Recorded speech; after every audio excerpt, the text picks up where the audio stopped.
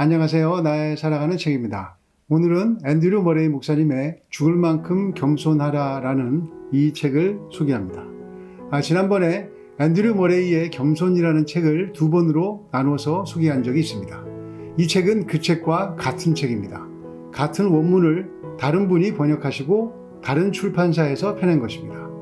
소개한 책을 또 소개하는 이유는 읽을 때 또 새로운 마음이 들었기 때문입니다. 책의 요지를 말씀드리면 이렇습니다. 겸손은 비교에서 오는 것이 아니라 하나님을 발견할 때 온다. 즉, 저 사람과 나를 비교해서 내가 더 낮은 위치에 있어야지 하는 마음이 겸손이 아니라는 것입니다. 하나님을 발견할 때 겸손을 배울 수 있습니다. 하나님을 발견하면 나를 잃어버리기 때문입니다. 하나님 앞에 서면 아무것도 아닌 나를 발견합니다. 피조물로서, 죄인으로서 나를 발견하기에 겸손이라는 주님의 품성이 흘러 들어오기 시작합니다. 그래서 저 사람이 나보다 능력이 모자란 것 같은데 어떻게 내가 저 사람보다 못하다고 여길 수 있단 말인가? 어떻게 내가 겸손할 수 있단 말인가? 이런 생각을 한다면 겸손의 본질을 아직 경험하지 못한 것이라고 말할 수도 있습니다. 하나님을 발견하지 못했고 따라서 아무것도 아닌 나도 발견하지 못했기 때문입니다. 하나님 앞에서 나를 발견하지 못하면 겸손은 그저 남들 앞에서 내가 없는 척, 모르는 척 하는 것이라는 생각을 갖게 됩니다.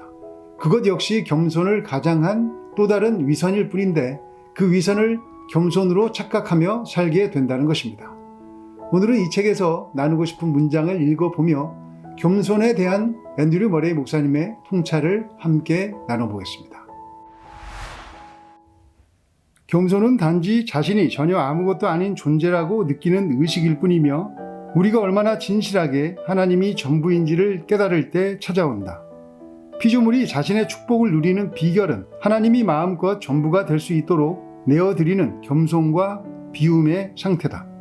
교만만큼 인간에게 아주 자연스럽게 다가오는 것은 아무것도 없고 교만만큼 그토록 교활하면서도 교묘히 숨겨져 있는 것은 없으며 교만만큼 그토록 다루기 어렵고 위험한 것은 아무것도 없다는 점을 솔직히 인정해야 한다. 자신의 교만함을 절감하면서 우리 스스로 그 교만을 버릴 수 없다는 사실로 말미암아 마음이 무너질 때 예수 그리스도께서 우리 안에 그분의 놀라운 생명의 일부로서 이 은혜도 함께 나누어 주기 위해 친히 우리를 찾아오실 것이다. 예수님은 자신의 능력, 자신의 의지, 자신의 영광에 관해 모든 사역과 가르침을 비롯해서 예수님의 모든 사명에 대해 그 모든 것에 대해 그건 내가 아니다. 나는 아무것도 아니다. 나는 하나님 아버지께서 일하시도록 나 자신을 그냥 내어드리는 것뿐이다. 나는 아무것도 아니요. 아버지께서 전부이시다. 라고 명확히 말씀하셨다. 예수님의 겸손은 간단히 하나님께 자기 자신을 항복시키는 것이었으며 주변 사람들이 자신에 대해 뭐라고 말하든지 또한 자신에게 무슨 짓을 하든지 간에 하나님이 기뻐하시는 대로 자신을 내어드리는 것이었다. 만물 가운데 일하시는 분은 하나님이시며 우리의 위치는 완전한 포기와 의존을 통해 하나님께 자신을 내어드리는 것이라는 의식 안에서 우리는 아무것도 아닌 존재가 된다. 믿음이란 단지 은혜가 베풀어 주는 것 외에는 다른 아무것도 주장하거나 얻거나 행할 수 없는 절대적인 의존자로서 우리의 위치를 순순히 받아들이는 것이다. 겸손은 단순히 신뢰 가운데 살아가도록 그 영혼을 위해 준비된 성품이다. 선생님, 그렇긴 합니다만 상 밑에 있는 강아지도 아이들이 먹다 떨어뜨린 부스러기는 얻어먹지 않습니까? 라고 대꾸하면서 개와 같은 취급에도 아랑곳하지 않던 여인에게 여자여, 내 믿음이 크도다. 내 소원대로 되리라 고 말씀하시지 않았던가? 한 영혼으로 하여금 하나님 앞에서 아무것도 아닌 존재로 자신을 낮추고 또한 믿음으로 나아가지 못하도록 가로막는 모든 장애물을 없애는 것은 오직 겸손뿐이다. 예수님이 자기 자신을 겸허히 낮추셨던 십자가, 죽음, 그리고 무덤은 하나님의 영광에 이르는 그분의 지름길이었다. 그리고 이 지름길은 바로 우리의 것이기도 하다. 영광의 하나님이 허락하시는 영광이 당신에게 모든 것이 되게 하라. 그러면 당신은 사람들과 자아에게 구하는 영광으로부터 자유로워질 것이고 자신이 아무것도 아닌 존재가 되더라도 만족하고 기뻐할 수 있을 것이다. 겸손은 완전한 죽음으로 인도한다.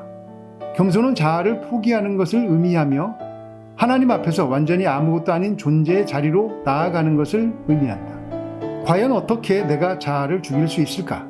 자아에 대한 죽음은 우리의 일이 아니라 하나님의 일이다.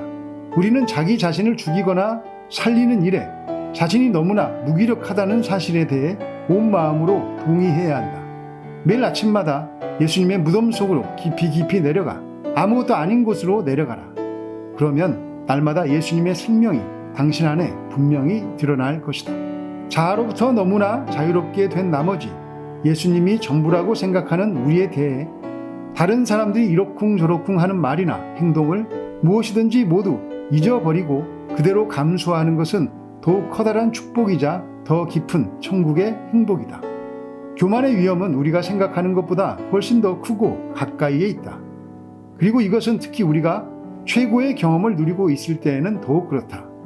자기 입술에 매달려 감탄사를 연발하는 회중에게 영적인 진리를 선포하는 설교자, 천상의 삶에 관한 각종 비밀을 상세히 설명하면서 거룩한 강단 위에 선 재능을 타고난 강사, 축복된 체험에 관한 간증을 쏟아내는 그리스도인 등 이들 중에서 어느 누구도 이와 같은 경험이 드러내는 숨겨진 무의식적인 위험을 잘 알지 못한다.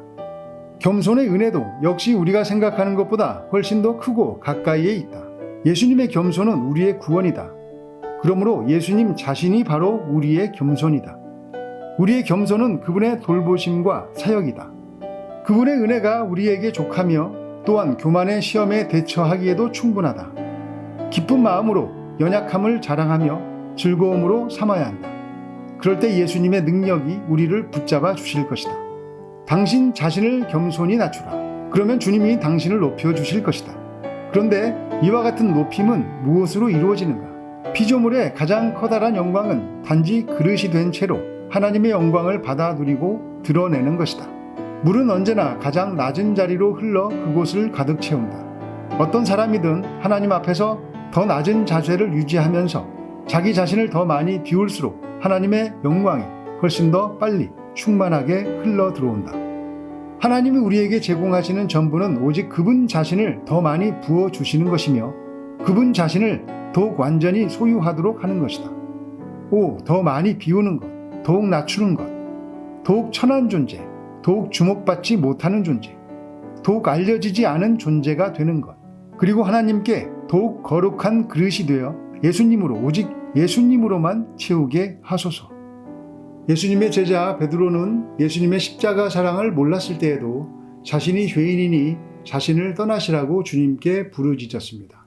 하지만 그 겸손은 오래가지 못했습니다.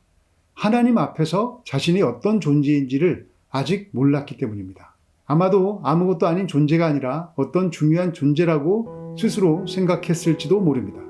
예수님으로 이스라엘이 로마 제국으로부터 해방되고 한자리 할 수도 있겠다는 마음도 있었을지도 모릅니다. 베드로가 겸손해진 것은 십자가 사랑을 온몸으로 경험한 뒤입니다.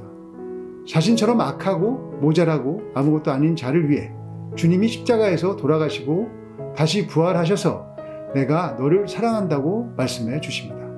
그 사랑이 감당이 되겠습니까? 그런데 그 주님의 사랑이 일기워지기 시작하니까 베드로의 생각, 베드로의 뜻은 설 자리가 없습니다. 주님의 십자가와 마주할 때 주님 앞에서 자신이 아무것도 아닌 존재라는 것을 깨닫습니다. 십자가를 통과하지 않은 겸손은 위장된 겸손이라 언젠가 자아를 건드리면 욱하고 화를 내거나 자기 주장을 하게 됩니다. 그런데 예수님은 늘 나는 아무것도 아니다. 나는 아무것도 못한다. 나는 하나님 아버지께서 보여주신 것만 한다. 내가 하는 모든 것은 그분의 영광을 위해서 하는 것이다 라고 말씀하십니다. 그것이 가장 선하고 기쁘고 온전하다는 것을 아셨기 때문입니다. 그래서 장사진을 이룬 병자를 고치시다가도 오병이어 기적을 행하시고 군중들이 왕이 되어달라고 하는 순간에도 예수님은 훌쩍 자리를 뜨셨습니다. 수많은 병자를 고치다 말고 후련히 자리를 떠나 기도하시는 예수님이 이해가 가십니까? 배고픈 군중을 다 먹이신 뒤에 우리들의 왕이 우리들의 리더가 되어달라고 하는데 도망치듯 그 자리를 벗어나 기도하시는 예수님이 이해가 되십니까? 저는 새 신자 때 그 장면들이 정말 이해가 잘 안 됐습니다. 다 고쳐주시지 왜 고쳐주시다 말고 떠나셨는지, 군중들의 리더가 되어서 잘 가르쳐 주시지 왜 그냥 떠나버리셨는지 잘 이해가 안 됐습니다. 주님은 아버지의 뜻이 희미해지는 것 같고 자신이 높임을 받는 것 같을 때는 예외 없이 아버지의 뜻을 듣고 구하기 위해서 기도하시러 한적한 곳으로 가셨습니다. 겸손은 그래서 사람의 뜻이 아니라 하나님의 뜻을 구하는 것이기도 합니다. 겸손은 내가 낮아지는 것이 아니라고 여러 차례 말씀드린 것 같습니다. 여러 번 말씀드린 이유는 여러 고전에서 그렇게 공통적으로 이야기하고 있기 때문입니다. 겸손은 결국 아무것도 아닌 나를 아는 것입니다. 그런데 아무것도 아닌 존재는 하나님과 연합할 때 어떤 귀한 존재로 바뀝니다. 그것은 단 하나의 길, 십자가에서 예수님과 연합할 때만 그렇게 됩니다. 그래서 겸손은 십자가를 통과하지 않고서는 가질 수 없는 품성인 것 같습니다. 십자가 없이는 하나님을 알아볼 수도 없고 교제할 수도 없고 나의 죄 또한 깨달을 수 없기 때문입니다. 십자가에서 자아를 잃고 주님의 겸손을 배울 수 있다고 말하는 죽을 만큼 겸손하라 책 소개를 마치겠습니다. 감사합니다.